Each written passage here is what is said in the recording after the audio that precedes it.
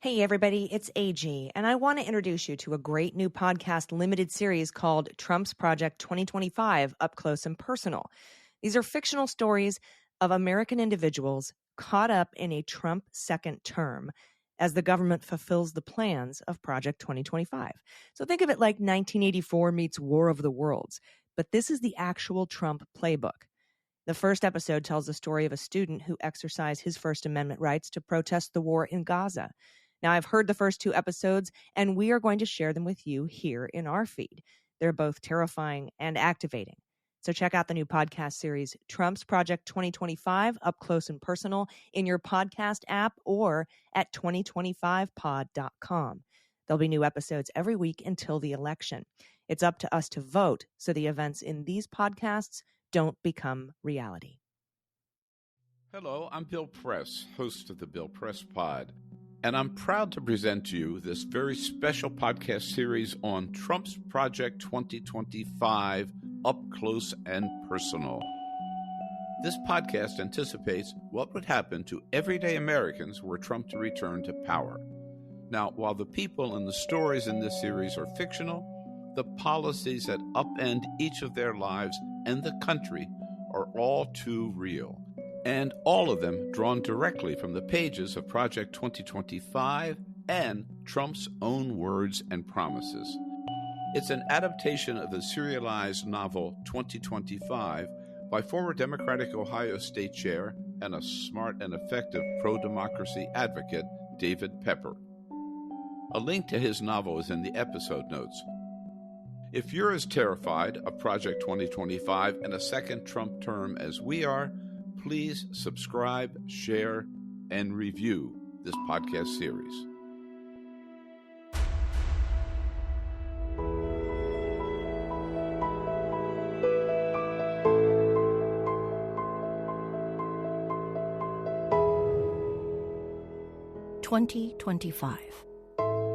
Part 1. The November 2024 election demonstrated once again how evenly divided America was. The key states remained too close to call late on Election Day. But after a few days, margins that were mere slivers Tuesday grew wider. The margin grew to 20,000 votes in Wisconsin, 5,000 in Georgia, 12,000 in Arizona, 20,000 in Pennsylvania. Out of range. And by Thursday, the result was clear. By those 57,000 votes, 0.017% of the nation's population, the man who'd been unseated in 2020 was elected president again. On Friday, my editor at the Capital Monthly pulled me into his office. He knew that the tiny percentage difference in the election result was misleading. Massive change was on its way, as every news outlet was already reporting. But rather than covering that change the way everyone else in D.C. does, he gave me a different assignment. A special assignment. You're going to spend some time in the field, he said. A lot of time. He told me I'd spend the next year depicting how the lives of everyday Americans were impacted by the new regime. Not through surface-level stories quoting politicians, but deep reporting. Up close and on the ground. Real American lives. Go wherever you need to go. Spend whatever you need to spend. Talk to whomever you need to talk to. Tell the story through their eyes. He paused. 1 month, one story, one life. Okay, I said. Like a camera on their shoulder. Okay, I said. And I began searching the nation for stories to tell. Rose Cunningham, December 31st, 2024.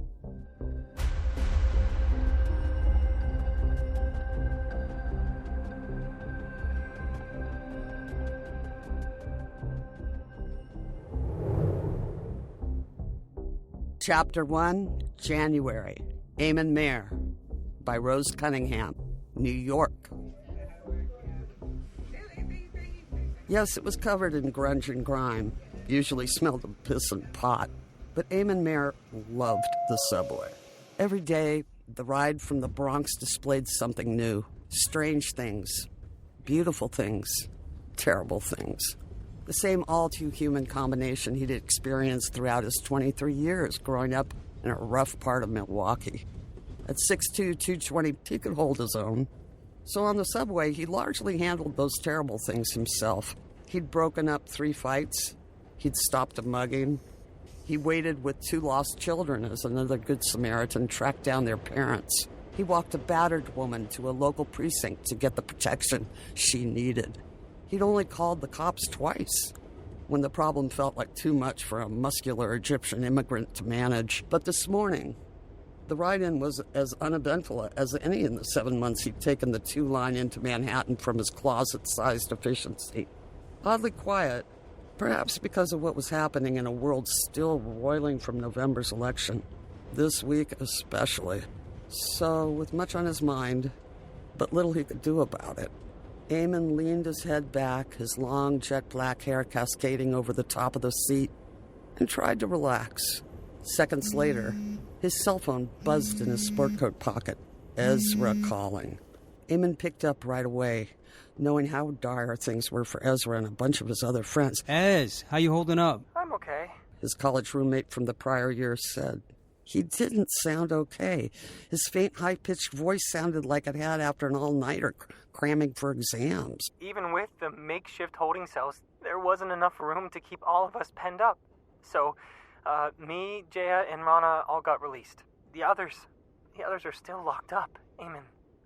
It's so awful in there. We're being treated like dirt, like we're not even humans. It's so much worse than up there. I'm so sorry, Ez. The guilt had been eating at him for days. He was supposed to be there too, but Ab, his father, had put his foot down far more strictly than last spring. Ammon, we're lucky you got your degree at all after your pauses protesting last year. Don't do this again to me and your mother. We've worked too hard for this. And it had been a close call. Ammon, Ezra, Haya, and Rana had barely avoided expulsion from NYU following the weeks-long protests of the Israel-Gaza war the prior spring. Their relatively low-key activity didn't attract the attention that the Columbia students had, nor the non-student participants. So the campus police had been casual for most of it, but the small tent city on Union Square, yards from the arch, had triggered a response. On their second night there, just as the sun went down, city officers swept through their encampment and grabbed them all. They were cuffed and hauled off to a local precinct. Ammon hadn't resisted, but the purplish bruises had encircled his wrists for weeks.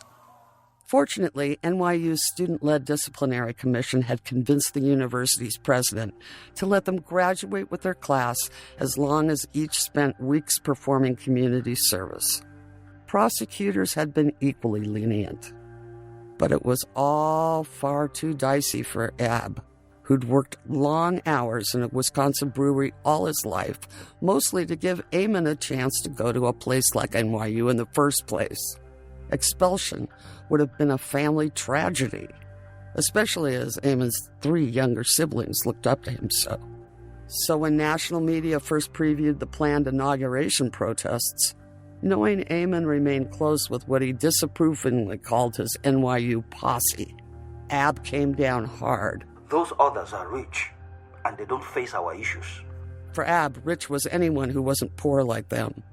And our issues was the unsubtle reminder that when his parents had arrived in Florida with 2-year-old Ammon, they had not done so legally.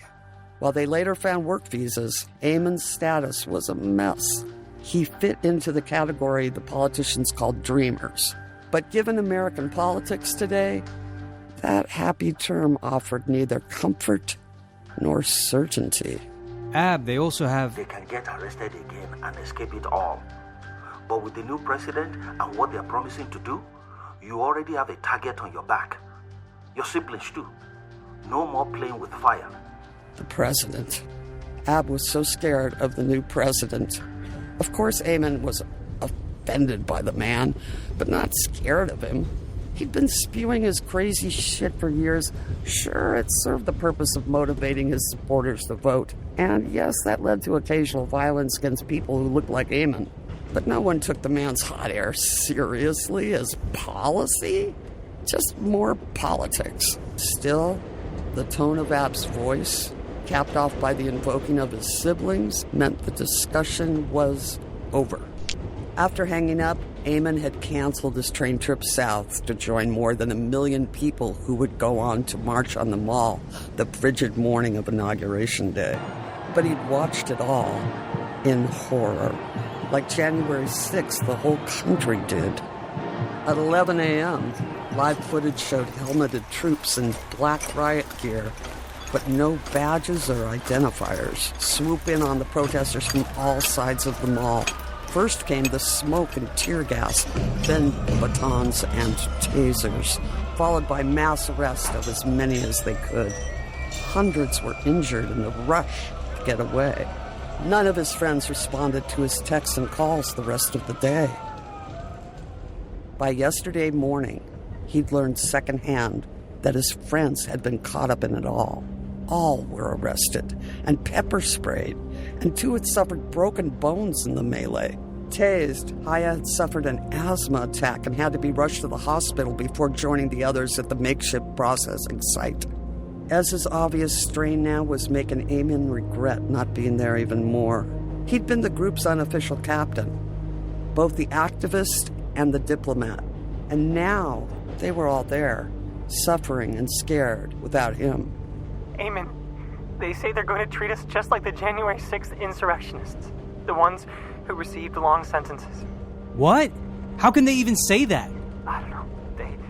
They say that we were planning to overturn the new administration, that we were planning to commit violence. What a lie. The courts are going to see right through it. In all the reporting and footage Ammon had watched, there hadn't been any hint that the large crowd on the mall had done anything but protest peacefully.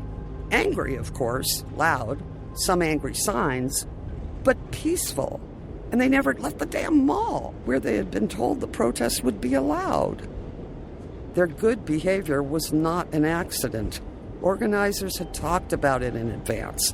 Ammon had been in on the calls. As part of looking tough for his followers, the new president would be looking for an excuse to crack down publicly.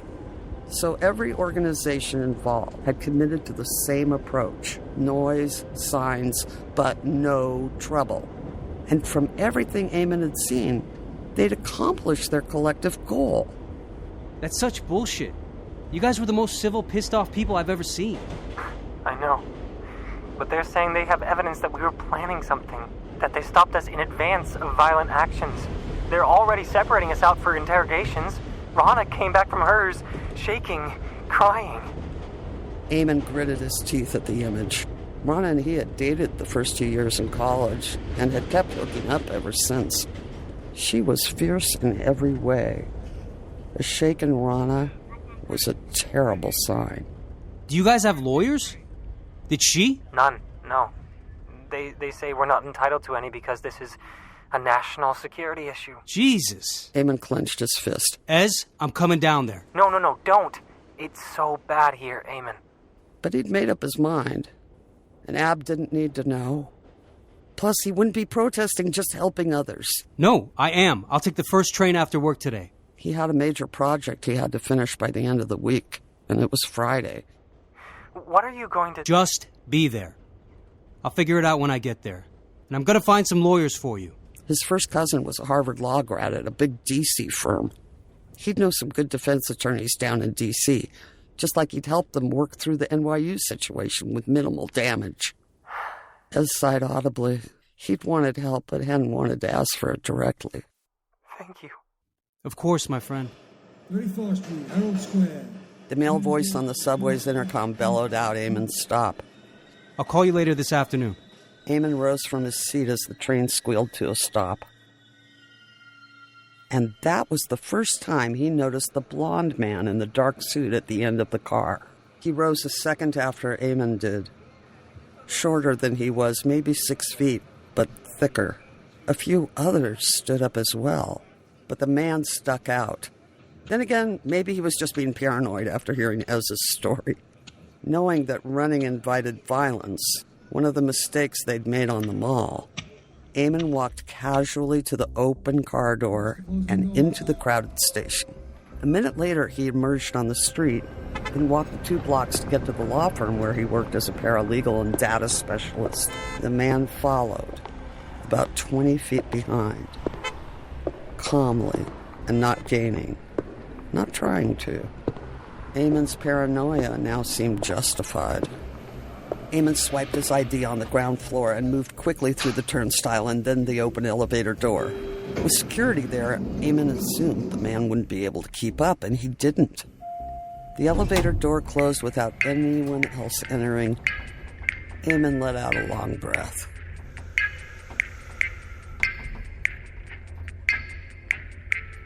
"55 floors up." 55th floor. He stepped out of the elevator. His moment of relief disappeared. Standing to the left and right of an ashen Cindy, the law firm's receptionist, were 2 men dressed and built nearly identically to the man that followed him. Dark suits, square jaws, thick. Reminded him of the bad guys in The Matrix. One was holding his phone to his mouth like a radio. He's here now. Come on up. He said in a deep, gravelly voice. Don't move again. Cindy's eyes were bugged wide, looking up as if Ammon had done something terrible. Mr. Maher, please come with us.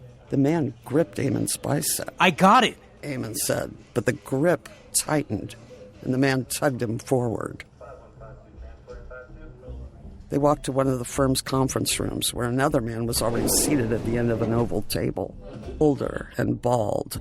He looked up as they entered the room, nodded slightly toward the man holding Ammon's arm, but didn't stand.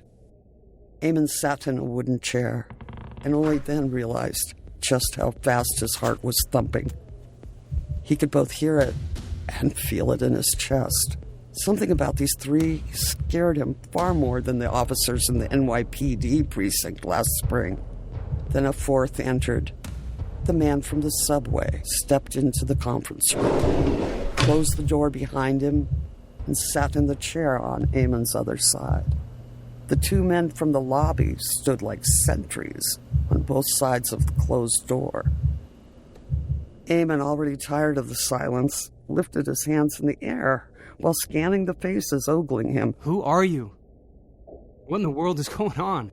The bald man cleared his throat. We're from the Department of Homeland Security. It's a new unit created by the President's Executive Order No. 7, signed the other day. Ammon had glossed over a summary of the new executive orders the afternoon of the inauguration. An outrageous, lawless list, ending climate change policies, watered-down ethics rules, gutting protections of career federal government employees so they could be replaced by partisans, blanket amnesty for January 6 participants, another Muslim ban, complete border shutdown, and so on. On one hand, a predictable extension of the president's deranged rhetoric on the campaign trail. On the other, crazy, not credible policy. Plus, there was no way they would survive in court, just more politics. Commentators on TV doubted most would take effect. Still, he was racking his brain about how any of what he remembered applied to him. The bald man read his mind. Disturbing the peace, he said gruffly, as if saying the words triple homicide.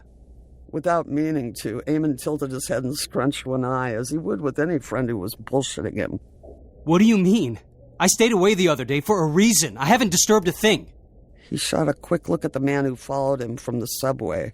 Maybe he'd somehow listened in on the phone call with Ez, heard his offer to help. The bald man flashed a nasty grimace.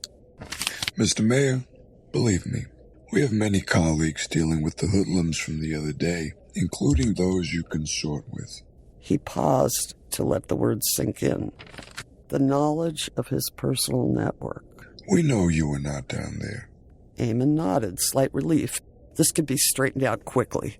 But this isn't about the other day. The man reached into his jacket pocket and removed a folded piece of paper. He laid it out on the table, then pulled a pair of small glasses from his other pocket and laid them on the tip of his nose. His thick head swiveled left to right as he scanned.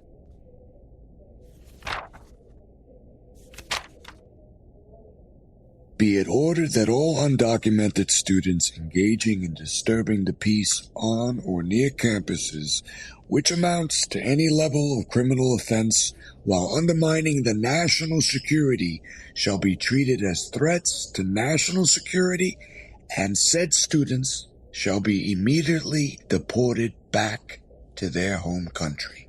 Lifting only his eyes, he looked at Ammon over the top of his glasses. I'm afraid you fit the bill, Mr. Mayor. Deportation? Disturbing the peace? National security threat? The word sounded so absurd, Ammon let out a sarcastic chuckle. Still couldn't be real. Just what on earth are you talking about? Did you not get arrested last year? Taken to the police precinct? Held for hours? You mean for the protest at NYU? Disturbing the peace, damaging public property, resisting arrest. Come on. Except for the tents at Union Square, we barely did a thing. Other groups accused us of being too passive, sellouts. Those were all overcharges. The prosecutor said as much, which is why we made our deal. They dropped almost all of them, and that's all in the paper. The deal had been that they pled no contest to criminal damaging, which was the hook that led to their community service, and no expulsion. Criminal damaging while engaging in protest, threatening national security, is one of the offenses considered disturbing the peace under the executive order. And the order also spells out explicitly that the protests you were engaged in were a threat to national security. How? We were protesting a conflict overseas. How?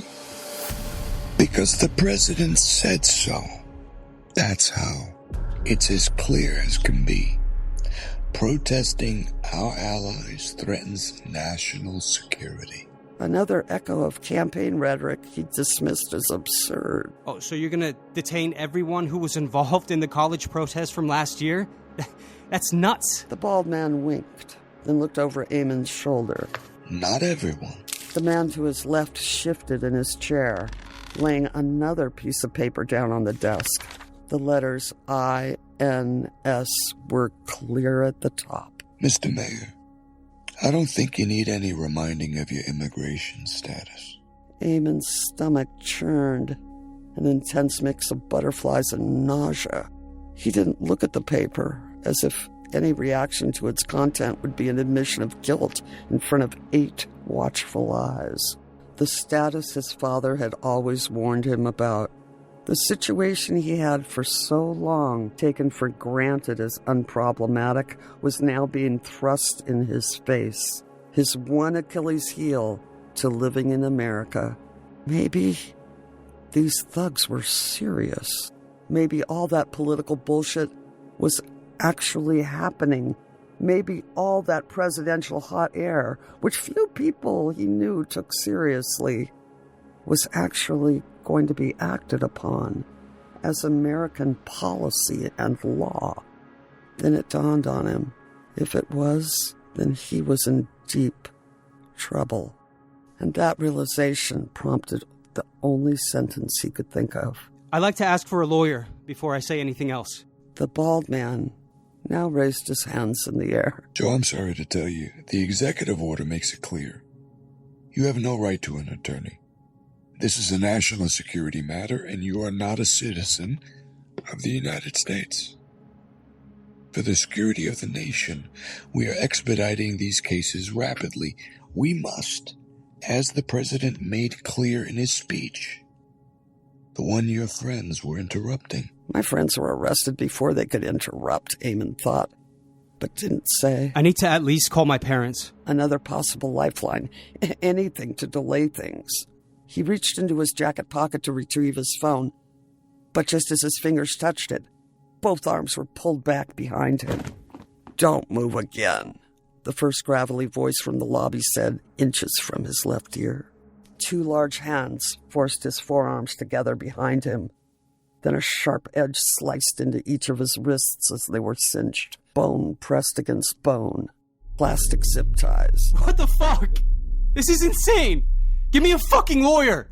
The bald man stood up, at least 4 inches shorter than Ammon, but his steel-eyed glare and jutting chin made it clear he wasn't intimidated. No need to get profane with us. We've read you the rules. The law. No lawyer. No calls. The order ensures that next of kin will be informed of your status within 48 hours. Rest assured, we will follow it by the book. And where will I be? You will be returned to your nation of origin. While each syllable came through clearly, the words couldn't be real. Egypt, correct? I haven't been to Egypt since I was 2. I don't know a soul there. The man on his left, still seated, shook his head like a disappointed parent. Mr. Maher, we know you have a large family in Cairo, both your mother and father's side. Ammon closed his eyes, the amount of research they'd done on him becoming hauntingly clear. Right. He said now quietly. Whom I've never met in my life. Family is family. Hopefully that's true in any country. Ammon couldn't help himself, muttering. He used to be in this country as well. A hand reached around his chest and into his jacket pocket, plucking his phone away. We'll take that now. The other man squeezed his right tricep and pushed him forward, out of the room. A few lawyers watched from open office doorways, too stunned or afraid to speak. But they did nothing, just stared. Ammon suddenly felt like a foreigner in the only country he'd ever known.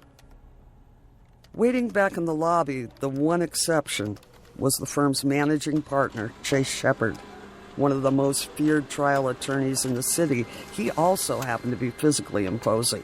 Once a linebacker at Stanford, later a DOJ lawyer, so he knew the government.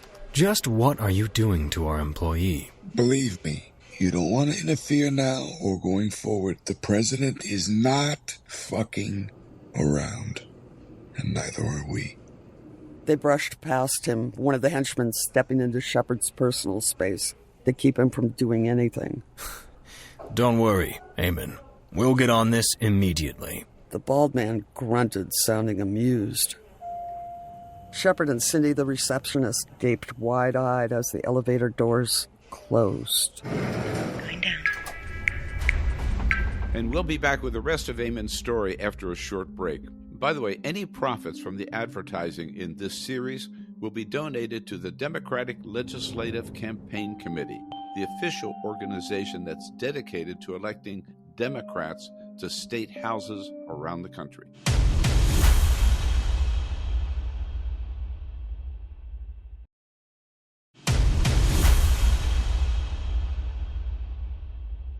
Please stay tuned after this episode when the author, David Pepper, ties each of the story elements back to specific references in Project 2025 and Trump's own words. Now, back to Ammon's story. The rest played out at warp speed. Ammon kept thinking something would interrupt it, that someone would intervene, but nothing did. Lobby. First came a 15-minute van ride, the 2 henchmen squeezing in on him from either side. Then 6 hours stirring in an isolated square room, hunched forward on a stool to ease the pain from his shackled hands, which soon went numb. Nothing to see, but he could hear the noises of others being whisked in and out, the shuffling of feet, the opening and closing of doors, some shouts, questions, echoing the same disbelief he felt, an occasional spasm of crackling, followed by screams, or grunts, taser hits. Then a bus ride to an airbase, joining a line of 5 other buses. A 10-minute wait, silence enforced. A dozen heads, largely down and leaning forward. When he caught a glimpse of the eyes around him, he saw the same confusion he was feeling, that he was no doubt showing. Could this be real? Was there nothing in place to stop it? Where was Chase Shepard? Other lawyers? Did people even know? His group was led into a dark gray plane with no markings. Felt like a converted regional jet. They took off quickly and landed an hour later. Outside his window, a far larger airport Military markings everywhere except on the airplanes themselves. 4 more hours of waiting. Outside, a beehive of activity. Planes taking off and landing. Vans and buses on the move. A large, well-orchestrated operation. Inside, total silence. Again enforced by armed guards in dark uniforms Ammon didn't recognize. No badges. When they finally were ushered off the jet, they walked single file through a cold drizzle to a far larger military plane. Windowless and gray, it looked like it was made for cargo. As his words from earlier echoed in his ear. We're being treated like dirt, like we're not even human. We're not even human. We're not even humans. Ammon looked around. 8 other identical planes were lined up in a row. More lines of sagging, subdued men snaking up to them, all leaning forward, forearms zip-tied behind their backs like his. Same shocked eyes. This was actually happening. Political words from months ago, now turned into national action at a massive scale. Wearing the same clothes he'd worn to start the day, carrying no papers but those that remained in his wallet. Ammon and hundreds of others boarded the massive plane from the back. It opened into a cavernous space which felt more like a basketball gym than an airplane. They filled row after row of hard, upright metal chairs bolted to the floor. Jolts rocked much of the flight, mostly vertical, but some side to side. Some near him vomited, adding to the pungent scent of body odor that intensified over the course of the flight. A few rounds of water and bread. They each were given 1 bathroom visit. Any attempts at chatter were quickly subdued by angry words, followed by baton strikes and grunts of pain. The man next to him tried to whisper something to him, but he didn't respond. Ammon slept when he could. The plane descended quickly, the most violent turbulence of the entire flight. Several sharp turns preceded a hard landing, which prompted another round of grunts. The jolt of the ground clearly woke up some around him. The rest were no doubt awakened when a woman's voice announced through the intercom, "Welcome home." There were no windows to see outside. Minutes later, Ammon was led down a ramp onto a wide tarmac. A bright sun beamed down, the contrast from the dark plane blinding him at first. His eyes adjusted to the light. He was standing at the end of another long single-file line, a sprawling airbase all around him. Desert. Beyond that, spanning all the way to the horizon. Another giant plane landed from left to right. A third circled high in the air. Ammon trudged forward, back stiff and legs tight from the long flight. No feeling in his arms at all, as if they didn't exist, just shoulders. A stiff breeze blew warm air and specks of sand in his face, stinging his cheeks and neck. Through squinted eyes, he could see exhausted men in front and behind, zombies, glazed over, beaten down, guards standing on both sides to keep them that way. Between the long flight and all the hours waiting, he had no idea what time it was. Maybe a day after the subway ride.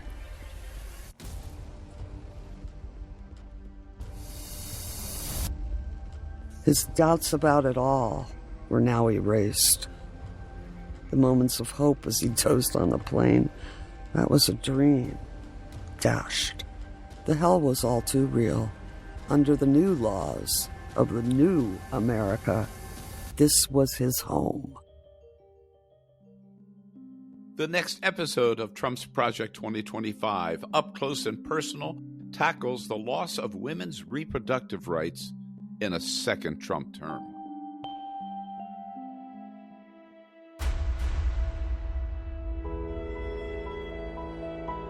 Eve Wallace is an emergency room nurse. She and her husband are trying to start a family using in vitro fertilization, or IVF. She's at her doctor's office for a routine appointment. I'm afraid we have terrible news about your treatment. Terrible. Neither she nor Dr. Berezi before her had ever used a word that dramatic before, that hopeless. So it didn't work, Eve asked. Dr. Johnson shook her head. That's not clear yet. I'll live with that for now. So, what's so terrible? What's terrible, another visible swallow, is that this is our last shot, and that we may even face jeopardy already. Jeopardy? Last shot? What in heavens are you talking about? Dr. Johnson's hands trembled as she reached for glasses in her front pocket. Yes, I'm afraid so. We can't do any more transfers. The sentence hit like a punch to the gut. I don't understand. Dr. Johnson took out a piece of paper and mouthed words to herself. Whatever she was reading caused her to shake. Eve, it's all about politics that I, too, don't understand. I just got off a national conference call with specialists and lawyers from all over the country. And we have to stop our work. Today. Eyes still shut, a decade of sacrifice flashed by. Bad news after bad news. And always the hope that the next time would work. You can hear the rest of Eve's tragic and all too predictable story on the next episode of Trump's Project 2025, Up Close and Personal. That's in your podcast app or by going to 2025pod.com. That's 2025pod.com.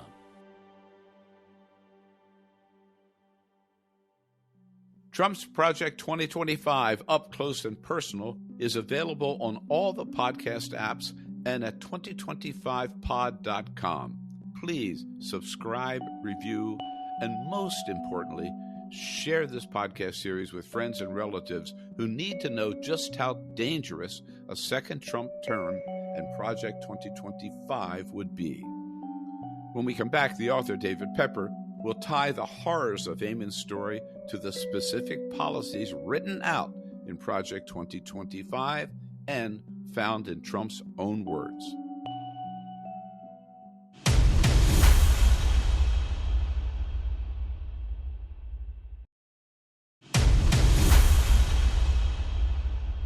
Now, while Ammon's story is fiction, it's based on actual policies in Project 2025 and on Trump's own words. Here is the author, David Pepper, with the receipts. Author's note, David Pepper. On May 14th, 2024, Donald Trump said, "One thing I do is, any student that protests, I throw them out of the country." More broadly, newspapers have reported that Trump and his allies are considering invoking the Insurrection Act to crack down on protesters. The Insurrection Act is an old law that gives the president wide and unchecked powers to put down public protests, including using America's military as domestic police. The Supreme Court's recent decision grants Trump immunity in making such decisions.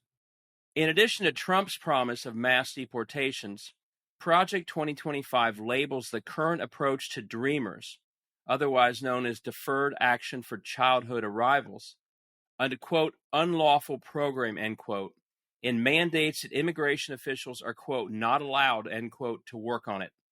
According to an MSNBC analysis, deprioritizing staff work on DACA would erode it to the point that Dreamers, quote, would be unable to renew those protections, end quote. Trump's Project 2025 Up Close and Personal is available on all the podcast apps and at 2025pod.com. We'd also like to thank all the artists who volunteered their time to make this episode. Heather Thomas, J. Smith Cameron, Omid Abtai, Kirk Azevedo, and Bayo Akinfami. Audio finishing by Marilis Ernst. This series is produced by David Pepper, Melissa Jo Peltier, and Jay Feldman. Trump's Project 2025 Up Close and Personal is a production of Ovington Avenue Productions and the Bill Press Pod.